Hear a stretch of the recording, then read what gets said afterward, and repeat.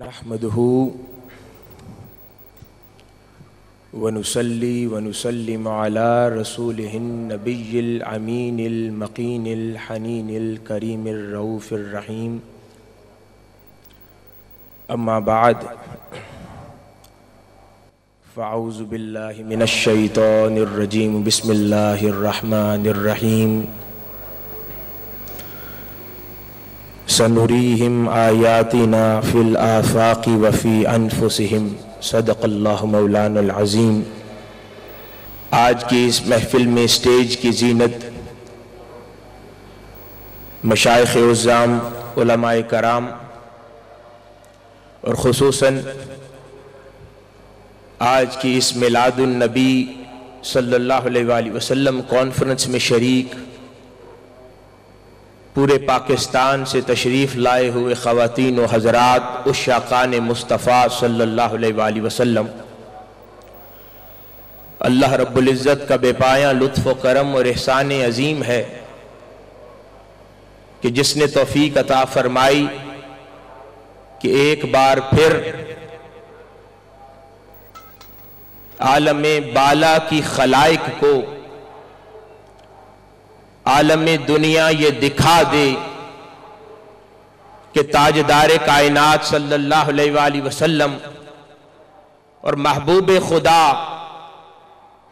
کے عشاق اور محبت کرنے والے کیسے آج کی شب مینار پاکستان میں تاجدار کائنات صلی اللہ علیہ وآلہ وسلم کی محبت کے ڈنکے بجا رہے ہیں۔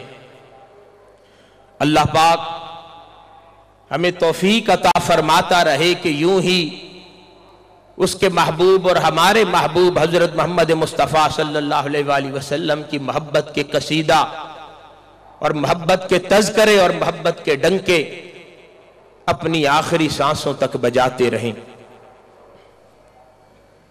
حاضرین گرامی، جو آیت کریمہ میں نے ابتدا میں تلاوت کی ہے، اس میں اللہ رب العزت ارشاد فرماتے ہیں کہ ہم تمہیں دکھائیں گے اپنی نشانیاں آفاق میں بھی اور تمہارے اندر بھی۔ حاضرین گرامی،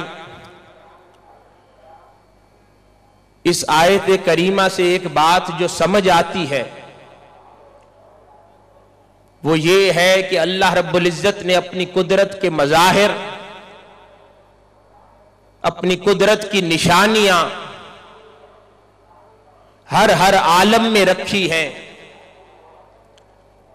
آفاق میں بھی اللہ رب العزت کی قدرت کے معارف ہیں،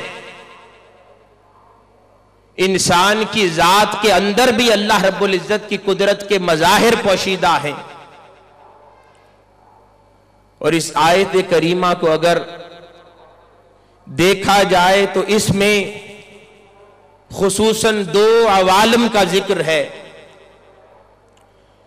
ان میں سے ایک عالم اصغر ہے اور دوسرا عالم اکبر ہے۔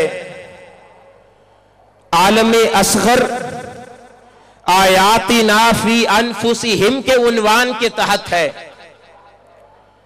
اور عالم اکبر جس کا اللہ رب العزت نے یہاں تذکرہ فرمایا وہ آیاتنا فی الآفاقی کے عنوان کے تحت ہے۔ حاضرین گرامی، عالم اصغر وہ انسان کی ذات ہے جو اللہ رب العزت نے تخلیق فرمائی، جو مختلف اجزاء کا مرکب ہے۔ کہیں سر ہے، کہیں اس سر کے اندر دماغ پوشیدہ ہے، اس سر میں اس کی آنکھیں ہیں، اس کا ناک ہے، کان ہے، اس کا بطن ہے، اس میں پوشیدہ پھیپھڑے ہیں، گردے ہیں، دل ہے۔ غرض اللہ رب العزت نے انسان کا یہ جسم کئی اجزاء کا مرکب بنایا ہے، مگر وہ تمام اجزاء ظاہری آنکھ سے پوشیدہ ہے۔ اسی طرح عالم اکبر ہے، عالم اکبر میں بھی کہیں سورج چمکتا ہے، عالم اکبر حقیقت میں وہ کائنات ہے جو اللہ رب العزت نے تخلیق فرمائی ہے. کہیں سورج چمکتا ہے، کہیں چاند ہے، کہیں دیگر سیارے ہیں، کہیں ستارے ہیں، کہیں کہکشائیں ہیں، کہیں زمین کا سورج کے آگے گھومنا ہے.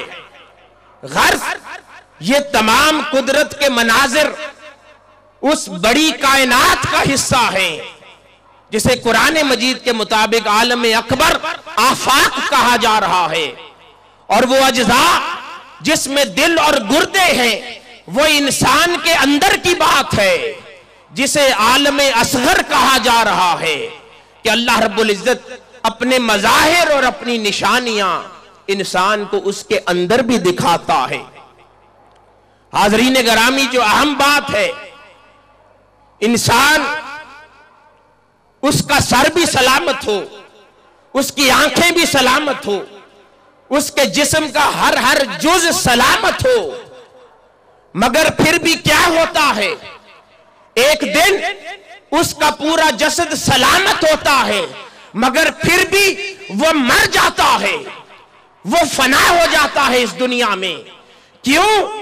کہ اس کے جسم کے تمام اجزاء ایک طرف، مگر اس کے اندر ایک ایسی شے بھی پائی جاتی تھی جو نظر نہ آتی تھی، مگر اس عالم اصغر، اس انسانی جسد کی حقیقت تھی. وہ روح ہے،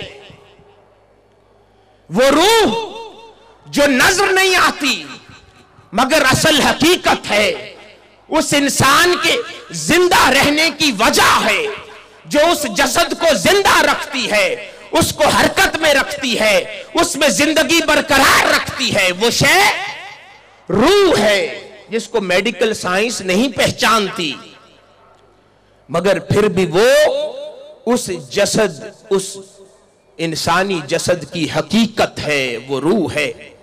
حاضرین گرامی، اللہ رب العزت نے ان دونوں عوالم، چاہے عالم اصغر ہو یا عالم اکبر، ان دونوں عوالم میں اللہ رب العزت نے بہت ساری قدریں مشترک رکھی ہیں. جیسے انسان کے اندر اس کا دماغ ہو، دل ہو یا دیگر اجزاء ہو، ایک دوسرے کے ساتھ کوارڈینیٹ کر چلتے ہیں. اگر کسی ایک شے کی کوارڈینیشن ختم ہو جائے تو انسان کے اندر کا نظام درم برم ہو جاتا ہے.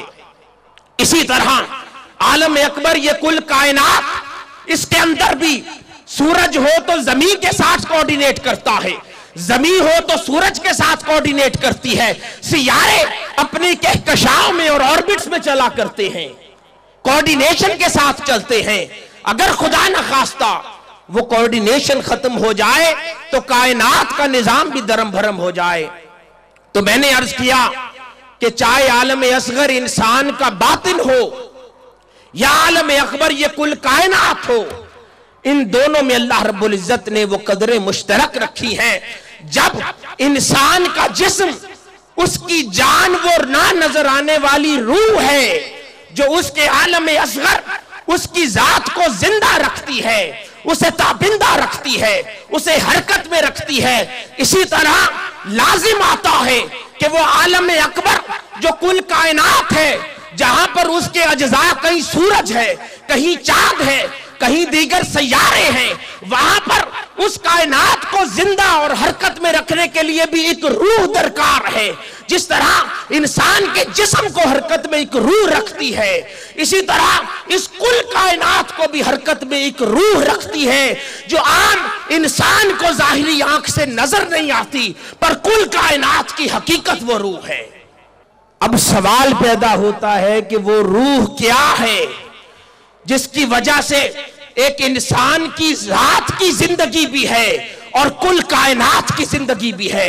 انسان کی ذات بھی حرکت میں ہے، کل کائنات بھی حرکت میں ہے. وہ کیا روح ہے جس سے انسان کے جسم کو بھی جان ہے اور اس کل کائنات میں بھی جان ہے؟ واپس قرآن مجید سے معلوم کرتے ہیں. اللہ رب العزت ارشاد فرماتے ہیں فَإِذَا سَوَّيْتُهُ وَنَفَخْتُ فِيهِ مِن رُوحِي، فرمایا جب میں آدم کا جسم بنا چکوں تو اس میں اپنی روح پھونک دوں گا. اب یہاں پر بڑا لطیف نقطہ ہے حاضرین گرامی، خالق اور مخلوق کی جنس ایک نہیں ہو سکتی، تو پھر یہ کیسے ممکن ہے کہ خالق اپنی روح مخلوق کے جسد میں پھونک دے؟